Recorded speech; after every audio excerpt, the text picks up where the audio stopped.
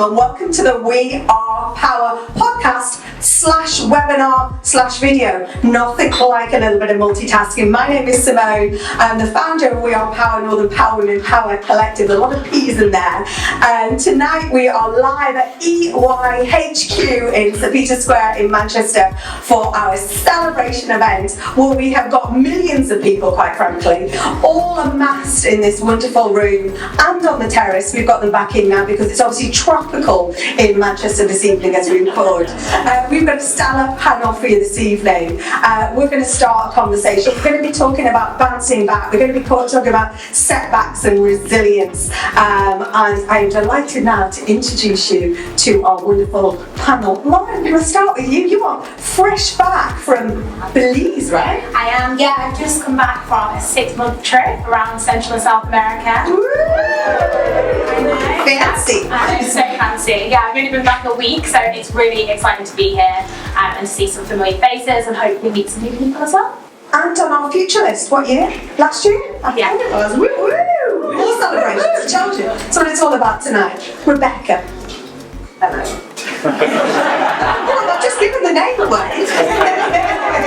It's fantastic to be here. I'm lucky enough to work for UI here in Manchester and also be on the power list from last year. Woo. We have an alumni of 2023 this evening, so congratulations. Well done. Kerry. So I'm Kerry Phillips-Band, and I'm from Barclays.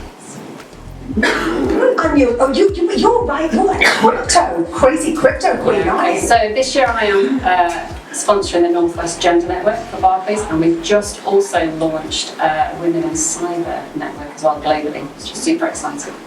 Wow.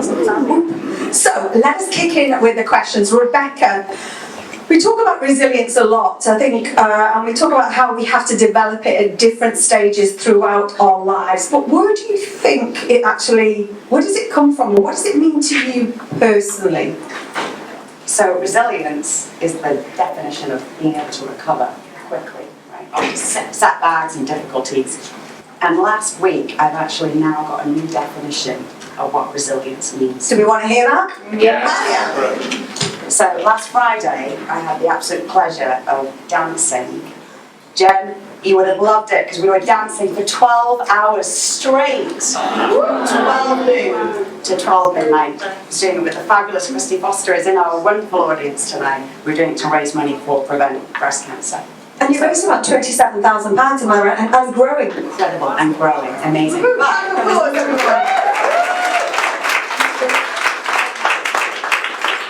Power would appreciate this. The resilience came in, and so dancing from 12 noon to 12 midnight. At 11 p.m. we lost all power. The music was gone. So what do you do in the face of that adversity? Prosecco? No. You just keep dancing. You just keep dancing. And what happened was that in addition to just keep dancing, I started to sing. So my definition now of resilience is if the music stops, if you're faced with a setback, you just have to keep dancing and you have to even find a way to keep singing. So that is now my definition. Amazing here at the start of this evening of our celebration event. We had the wonderful Dance Syndrome here in the room giving an absolutely amazing performance, and they are commended winners this year of our inclusive innovation. So a massive round of applause to Jen, Sue, Malcolm and the team who have just literally blown our socks off, haven't they, everyone? Yeah.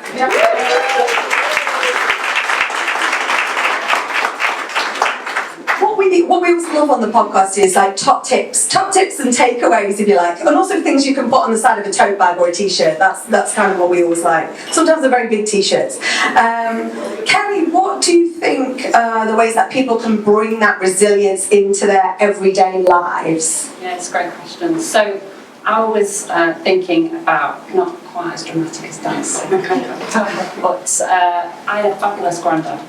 Okay, and I learned a lot from him. And one of the things he used to say when life was hard, because he'd lived through the war and he managed to shoot his hand when he was hunting, so he had this awfully crippled hand. But he was a very positive, upbeat person. When things were hard, he used to say to us, and those of you who are young might not understand this measurement, but he used to say, yard by yard is hard, inch by inch is a cinch. And that's always stayed in my mind. And what somebody then later in life said to me, one step at a time. You're trying to jump too far, just take one step at a time. And I think resilience is built from those everyday things that you do to build yourself up. And when I'm mentoring, this is one of the conversations that we have, is like, okay, your goal's over here, but that looks really unachievable at the moment. And it's really hard getting up every day and saying, my goal's over there. If I get up today and say, I'm going to take one step, what's that step that I'm going to do? It's kind of like that inch by inch. And for years and decades, we talk about, we're in Olympic year, aren't we? We talk about those great teams out there. They talk about the millimetres, don't they? It's the millimetres of kind of change that you can make. And I adopt that, because I think you add up all those millimetres, and that's where that change, or that's where, so we can be hard on ourselves, can't we? We have to be tougher, stronger, shoulders back, crack on kind of thing. So I like that. Inch by inch. It's a cinch. It's a cinch. There we go. First T-shirt of the evening, I think. Lauren, our lovely traveller. And so many things. How important do you think it is to work on developing your resilience in order to be successful in anything in life? Yeah, I mean, at the minute I'm applying for jobs, so obviously resilience is needed. I got two people tell me that I wasn't successful today, so that is just a pure example, but that is just life.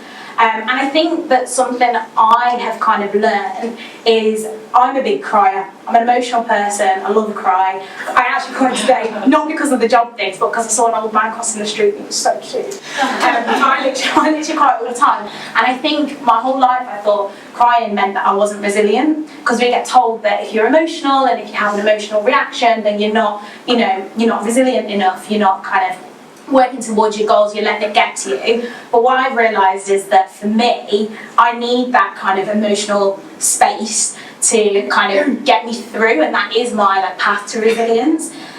So what I do, this is a top tip maybe for some other people, but I kind of set myself over a time limit or a specific space that I can go to where I can just be a bit upset if something doesn't go the way I wanted it to go, or if that, that inch by inch didn't quite go the way planned. And I'm like, right, I'm going to have a glass of wine, I'm going to sit here, I'm going to wallow for half an hour, and then I'm going to go and meet a friend for a coffee, and we're going to do something nice. And I think we often talk about resilience as being, progressing forwards and forwards and forwards, and we don't think about those setbacks. And for me, it was identifying how to deal with the setbacks that was really important, and that's kind of how I get through. Brilliant. So this is a room, a big room. There's two losers out there today who said, you know what? Yeah. You know what? Shit, we're not good enough for it. We're not good enough for it. What's the dream job? So before, I was working as policy and influence manager, so supporting non-profits to influence policy decisions in Manchester. So I'm looking to do something kind of similar, supporting non-profits with their growth. I would absolutely love to be a CEO, of course. Of course. I'm a small to medium organisation. I think, especially being someone who looks like me, who's not traditionally seen in those CEO roles, that's something that I'm really aspiring to do. So, supporting small to medium non-profits to grow, expand, and kind of create new business development opportunities. Details in the show notes. Rebecca, what are some of the top tips? That's easy for me to say, right, isn't it? The top tips and techniques. That's harder than inch and cinch there, Kerry, to be honest. What are your top tips? So I have my own system that I go to whenever I face a setback or a disappointment. And it's 5 things, and they all start with P. So let me share them with you now. So the first is I look at the purpose and the why of it. So Nelson Mandela said, I never lose. I win or I learn. So you don't win or lose. You win or you learn. So what's the purpose? What is something that we can learn from the setback? So I always go there first. And then the second thing I do is I go to perspective. So some of you know this, my husband's Royal Navy, like you, most of his career, he was an air ambulance helicopter pilot. So I would come home and tell him about my day, and he'd tell me about individuals he's picked up. So getting that perspective. So the purpose, the perspective. And then I go into problem solve. And it's on a scale for me, and I have to do one of 2 things. I either have to be persistent and I just need to dig deep and work harder. Or I need to just pause. And to your point, take some time out, be extra kind to yourself, reflect and take stock. And it's always a bit of a tug of war between that persistence and that pause. And then the last thing that I do, the last P, is people. And that encompasses everything. And I think, Simone, that's what's so special about More Than Power Women, is the people, the network.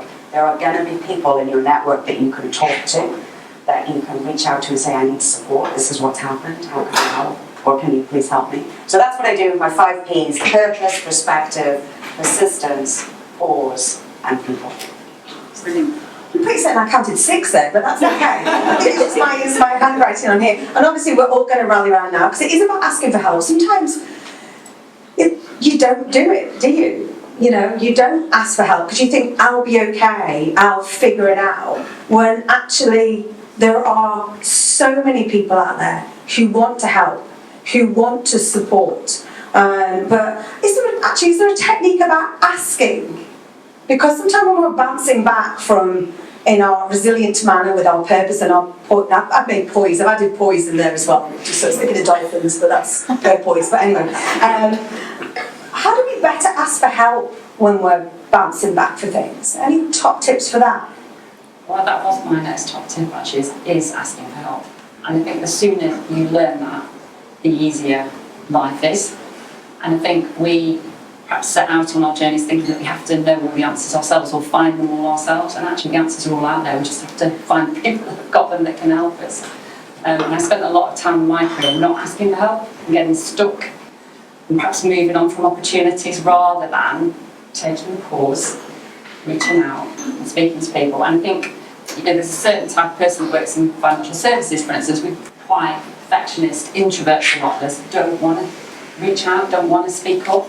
It's really important. And I think from a personal perspective, having that network, having people around you. If you're having a bad day, what's better than going into the office, finding an Amy or Adele and saying, need a bit of, and straight away you feel better. Whereas what we find is people stay at home and, you know, stay in the little corner and go, oh, I'm having a bad day, I'll just stay at home. Actually, go out and talk to people and ask for help. And it's amazing where it comes from. It's almost magical, that asking for help. It's the thing that I always say to people when they're struggling is, who can help? Who can you talk to? And it's free, right? Yes. Yeah, and do you know what? 99% of people help. Yeah, I was going to say, I think a key thing just to draw on that is, if you've made genuine connections with people, then you don't feel bad asking for help, because you know if they reached out and asked you, you would help them, obviously. So it's kind of putting yourself in the perspective of, okay, if somebody came to me and asked that, then what would I do? And if you ever feel a bit embarrassed about it, just try and think about if somebody approached you, you wouldn't think, oh, that's a bit embarrassing, you'd just kind of help them. But yeah, I think it comes back to, you know, events like this, making genuine connections, and you talked about the kind of 333. Yeah. And I think it's more than just like ticking the boxes of, okay, I need to meet 3 people. It's like, how can we take things from this and actually meet someone that I want to go and have a coffee with, and meet at another event and be like, oh, it's good to see you again, you know, that sort of thing. And then you feel good reaching out for help. And the 3x3, for those of you listening or watching, is we sort of set the challenges. You know, talk to 3 people that you haven't met or had a conversation, you know, you don't know. Take 3 things away, and it could be the simple things like, oh my God, those canapes were actually amazing. How fancy does that sound? That's very middle class. And actually, but then tomorrow, tell someone about it. You know, tell someone about what you've learned. And I was talking to someone the other week, and he particularly said that, you know, he was almost a bit embarrassed about saying, oh, I've been to another dinner, or I've been there, or because it all feels a bit showy. And I was like, I feel a bit like that sometimes. And I was like, actually, no, we want to know what you've been doing. We want to know, because actually we're quite proud of what you're doing and what you're part of. And that's all part of actually kind of sharing on, you know, sort of that knowledge and influence. Now, you're a sharer, aren't you? Because you've got to tell us about your blog, Laurie. Oh. That's exciting. So I've got a blog. It's called The Roaring 20s, because I'm in my 20s, although I'm 29 now, so I don't really know. Still there, hold on to it. And it's all about what life's like being in your 20s, because it's a really odd but fun and exciting time of life where you don't really know what you're doing. Some people are buying houses, people are getting married, people are having babies. I've been away for 6 months and all those 3 things have happened with all my friends. People are going travelling for 6 months and just being like, see ya. So, it's a really interesting time of life. So I write all about that, and kind of one of the key themes that runs throughout is resilience. I lost my job during COVID, like so many people, and it was a really, really difficult time to be applying for roles, especially in the voluntary sector, because we just have no resources. And so I tried to kind of use my own experiences to kind of put out there that you're not alone and it's okay. And I try and find the humour in things to try and bring back to, it doesn't matter if the person next to you's just bought a house, everyone's doing their own thing and that's okay. So yeah, that's what my blog's about. So if you're interested, gosh, I feel like this is just me just promoting myself, but if you're interested, you can read my blog. But no, I am going to be updating travel stuff as well, so if you just want to know about that, that will be good. What was the highlight of your travels? Probably, I should say something like all the cultures and the people, but it was probably the wine in Argentina. It was amazing. It was really cheap. Winning on so many different levels there. Rebecca, you have got, even though it doesn't look like it, you are in your 20s also, or 20, I'm not going to say 20 years of experience, just did. What are some of those lessons you've learned along the way when things maybe, haven't gone the way and you've had to really bring that resilience out, that superpower? Superpower. So I love that you used that word lesson. And I think when I take a step back at my life, and I often talk to my 70-year-old self in the future and ask her for advice. And when I'm looking, talking to myself now in the future, I recognise that this whole life is a journey and a lesson. And one of my favourite subjects in school was maths, right? So maybe go through this example with me, with your favourite subject, whether it's art or language or history or whatever. So maths. And if we always were doing easy maths, right? So if I was always just doing addition, I'd be very good at getting 100% on those tests. But as I progressed through maths and those lessons, and doing calculus and options and algebra, I was never getting 100%. I was getting maybe 80%. And when you take a step back and you go, actually, life is a journey. Life is a lesson. Why would we expect you said the word perfect earlier. Like we put a lot of pressure on ourselves. Actually, if you're getting 80% in something, that is incredible. And actually, what can you learn from that 20%? And it's actually good because it means that there's still stuff out there to learn about yourself and I'm a continuous journey, a work in progress. So I always use that reference, and I think a lot of the times it's really hard to think that you should be getting 100% in life. You just shouldn't, because then it's just boring. You're just doing addition.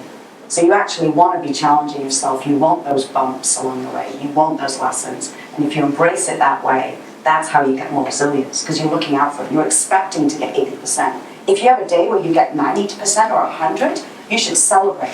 And if you get a day where you get 0 or 10% and you don't even show up for the test, that's fine too. It doesn't mean you don't know maths, right? You're still doing all right.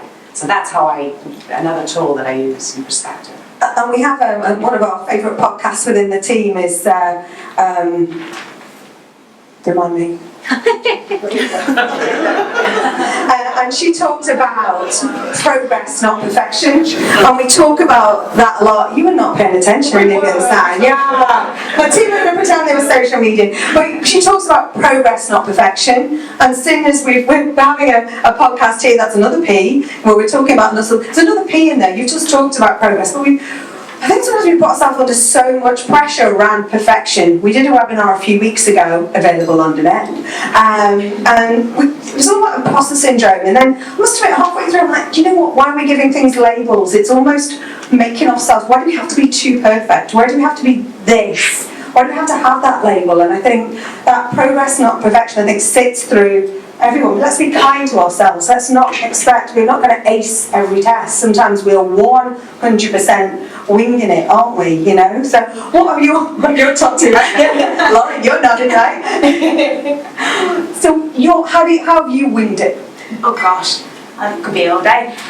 No, I think sometimes when you're put into a situation, so for me, for example, I'm youngish, mixed race, female. Still 20 though, still 20. Still in the 20s, still clinging on. And when I go into spaces, so for example, I'm a trustee of the Greater Manchester Mayor's charity, and the first board meeting I went to, I had absolutely no idea what to expect. I didn't know what a trustee even was really. I just had a real big background in homelessness, so that's why they invited me along. And I just sat there, and there was all these big CEOs and business people, and they were all talking, and they said AGM, and they said another one, I can't even remember what it was now, and I didn't have a clue what it meant. And something in business, it was some business term, I had no idea what was going on. And I just remember being like, yeah, this all sounds really nice. Then at the end of the meeting, they were like, you were quite quiet. I was like, yeah, I didn't really know what was going on, to be quite honest. So they were like, well, you couldn't tell, it was, you know, your face, you looked like you knew what was going on. So I think I've learned from that experience is that it's okay, like sometimes you are going to be in positions where you feel overwhelmed, you feel like you don't deserve to be there, and it's okay to either ask for help or just put your hand up and be like, I'm lost, don't know what's going on here. Is it okay if we just go back to, you know, the basics, because I don't know what's happening? And I think it's really important that if you're in a room and you notice that there's somebody in there who maybe feels a little bit uncomfortable or isn't traditionally in those spaces, if you could be an ally in making sure that they're part of the conversation and ask them, because if that person in the room would have asked me halfway through the meeting, I would have said I don't know what's going on, but because they didn't ask me till the end, I then lost that whole meeting worth of, you know, valuable input that I could give. So I think it's a two-way thing. We're always going to be in rooms and in meetings that we feel overwhelmed in. So put yourself in that other person's perspective when you're in the influential position. And I think that's what I really try and do through work, is whenever I'm in rooms with non-profits or people with different types of lived experience, is making sure that everyone contributes and you can kind of listen to everyone's perspectives. Otherwise we're never going to progress and we're never going to change the way of things, and everything's always going to look the same. I don't know if that answered the question, but... Well, you'll be answering it in your next CEO job, let's face it. Kerry, you come from a male-dominated industry, and you know this community is always been about all genders, and it's always about collecting the role models and the good guys. What did you learn along the way about resilience in sort of probably some of the situations that Lauren's been in? You've been at that table, you're like, this is a very kind of heavy sort of situation. How did you use your own personal super resilient powers? Yeah, it's an interesting one. So we certainly didn't have conversations like this. So I think when you asked me this question last week, I was reflecting on it saying, I think I kept quiet a lot of the time. So I think there was a lot of being in a room where you didn't understand something and not feeling like you could say what was going on. I think what I've learned as well from our new male allies, which is really helpful, is that a lot of men feel like that as well. And I didn't know that at the time, so I thought it was a female-specific experience, but it wasn't. It was somebody that wasn't comfortable in that room and didn't feel able to speak up. So the inclusion or the exclusiveness wasn't just happening to me, it was happening to other people. So I think I learned to be very self-reliant. I think I learned to ignore a lot of things, which is actually quite useful. But also it does stop people. The selective deafness. Yeah, I could do a lot of that. But actually, when you challenge yourself afterwards, you think, well, I ignored things that maybe I shouldn't have ignored, as they directly impacted me, but not when they impacted others. But there wasn't really a community to band together with. So it was a little bit like sink or swim. So what did I learn? I think I learned to put up and shut up for a long time and not to ask for help. And it's interesting now to see the progress that we're making, and it's really refreshing to be able to have these conversations and to kind of break that down. So I'm sure that does happen in some environments still, but I talk to a lot of friends, colleagues, young people, and I think that environment is breaking down. I think there is still work to do. But I learned to be quiet, and I learned to put up with a lot of things that maybe in retrospect shouldn't have done. But that's what you can pass on, isn't it? You're an active mentor, that's what you pass on, isn't it? Don't do that, don't do how I... It doesn't serve you. So what I learned was it didn't serve me. And to move forward and to build your career and to build the impact and the influence that you want, you do have to speak out and you do have to challenge. And I know, Rebecca, recently you hosted an event in Leeds which was coming to the conversation around allyship and advocacy, which obviously there's lots of conversation around. This is a community which I'm always very proud of people that actually, it is deeds, not words. You know, there's a statue outside this very building of Emmeline Pankhurst. And can you explain macho? and there is a challenge because you're going to have to do it in about a minute. Just to state though, we have patent this first, because it's brilliant. Thank you. So I work in a very male-dominated environment, and I realised that we need actually an instruction manual to give to our male allies, and we actually need to give them some instructions. So we developed 5 things that they can do. At first they spelled the word mocha, but now they actually, and with the A and the O, they spell macho. So it stands for meaningful mentors. So are you a mentor to females? And this is part of the Power Women, so hopefully take your mentoring. A is amplify your awareness. So understand what it feels like to be the only female in the room. Understand it to be more inclusive in conversations. Then C is capture the confidence, and imposter syndrome is right, so how can men actually support women and actually capture that confidence that we all have? H is harmony with home, so I do not use the term work-life balance. I have one son who's now 18, and when he was little, got into a whole bunch of trouble with my mental health because I was trying to do work-life balance. So I now call it work-life harmony. So how can you have harmony with home? And then O is the most important one, where it's orchestrate opportunities. How can you actually orchestrate those opportunities for everybody in your team? And it all comes together in this framework. And it might feel like we are trying to move a mountain to Dee and I, that there's more FTSE 250 CEOs today called John than there are women. Emily would not be happy with that start. But what I'm trying to do with redefining macho is actually give each man a pebble and just move it 1 step or 2, and actually use this framework to have better diversity and equity and inclusion. So thank you for letting me talk about that.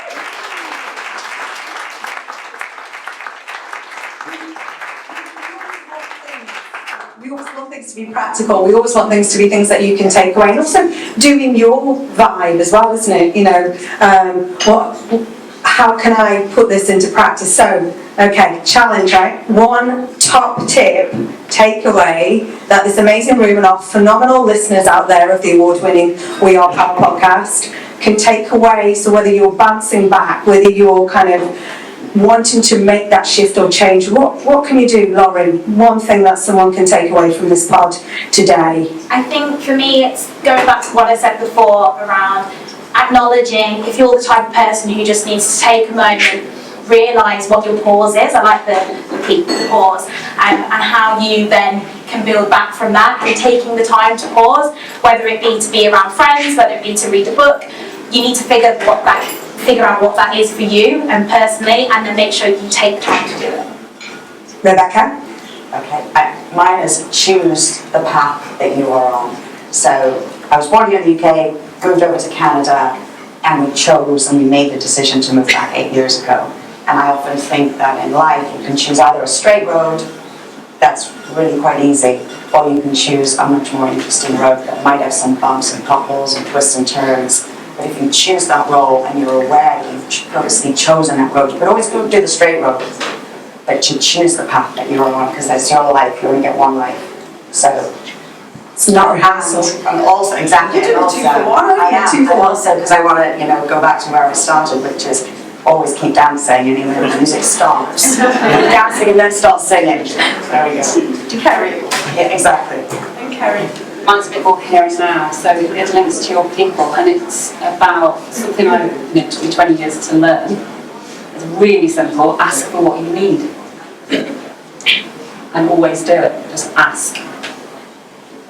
Simple. It's always about the simple things. Sometimes we can beat ourselves up, can't we, to think that it's got to be something big, bold, audacious, when actually it's not. It's the small things. It's the small things that we can add up.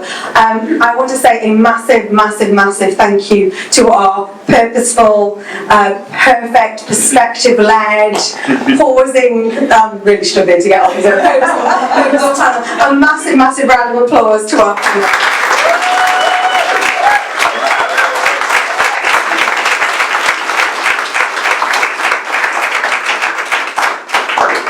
live audience every time. I'm loving this. It's great. I just want to say thank you, all of you, for joining us today. Thank you so much to my panel.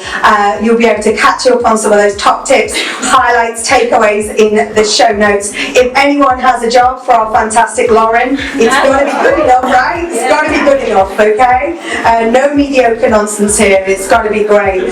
But massive thanks. So much to take away. I want to thank all of you. Thank all of our listeners out there.